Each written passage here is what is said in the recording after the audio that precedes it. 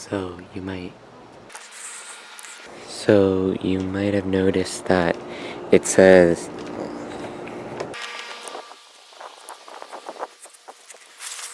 I'm not sure if you can see me right now, but you might have noticed that it says must watch in the title, and that's because I'm kind of tired of Amy and Dad being kind of slow with the Doctor Who marathoning thing, because it honestly takes them forever to get through one story versus my grandma and grandpa who can just breeze through one in less than a week.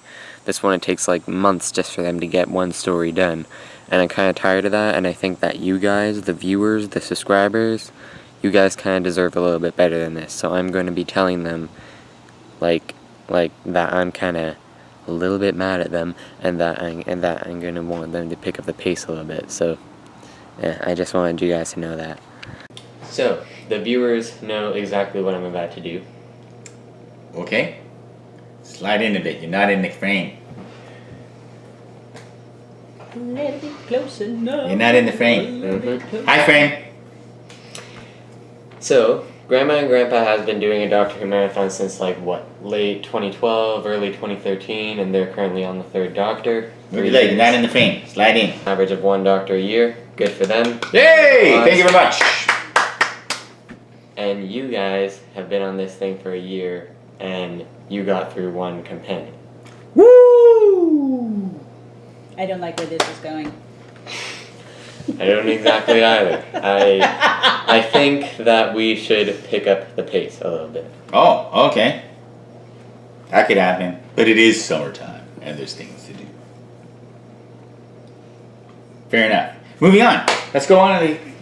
Wait, hang on. I want us to make an agreement to do I don't know, say at least 2 episodes or something every time that I'm here or something. We shall see. We'll try to get through one. Start moving on from there, man. Well, that didn't go according to plan, but just stay subscribed, guys. I'm gonna be doing something with Grandma and Grandpa too, because like I said in this video, they are going a lot faster than they are, so I am just going to, because they're grandparents and they have short-term memories, they can barely remember a thing from the beginning of the show, but I'm going to be bringing over those Doctor Who source books for the role-playing game, and showing them the pictures and summaries of previous episodes and see if it'll jog their memories at all. Probably won't do ratings since they won't be able to remember what they would rate it, but it might be one season a video or something instead of just one story. So yeah, we'll see if we can pick up the pace, but we'll see what we can do. Okay, so we don't have the DVD cover here. I'm gonna cut this out later. You don't have to worry about it. Do you want to juggle it? Here it is.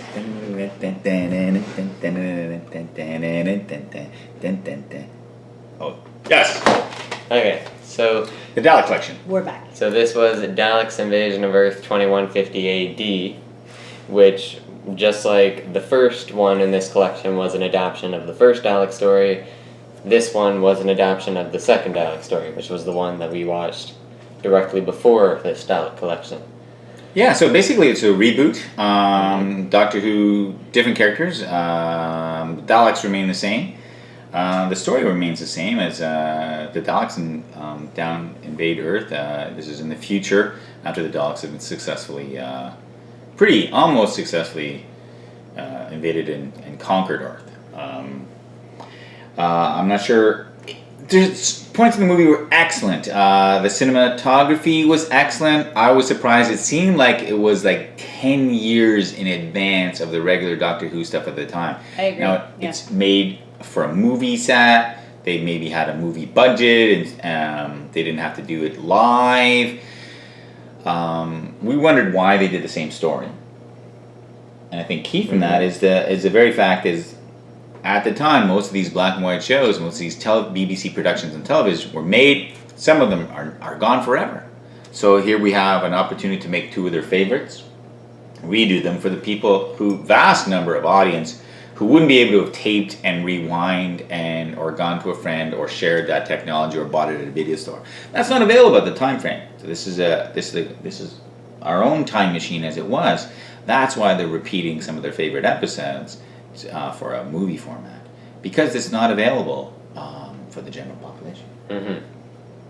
So, Callum, what do you have to say? You were saying how you were like in the middle of the movie, you just burst out and asked why it was so much better. Oh yeah, so much better than the black and whites that we'd seen.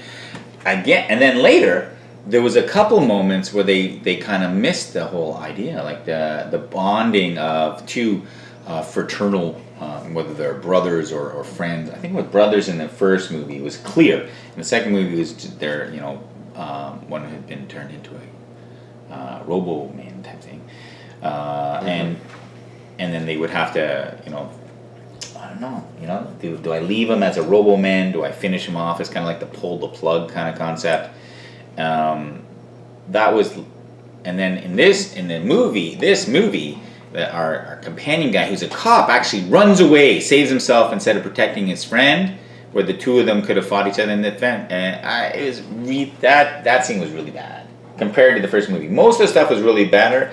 The ability to identify with characters in this one was not as good. Amy, what do you think of it? I thought it was pretty good, actually. I almost liked it better than the original. Yeah.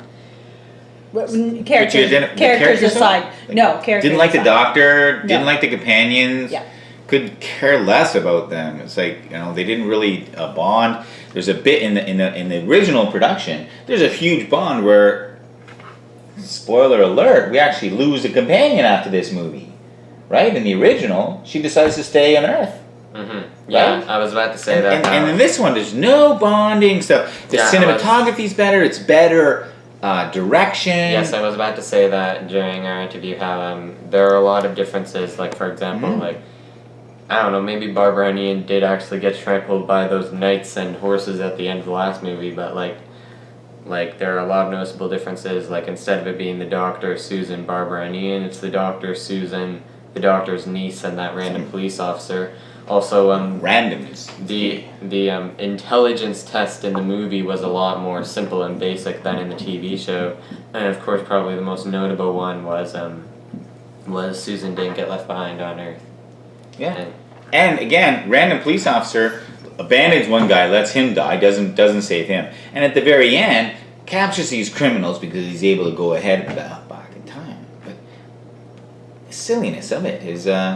And then he jumps in and he drives off with glee, driving away from the scene of a crime.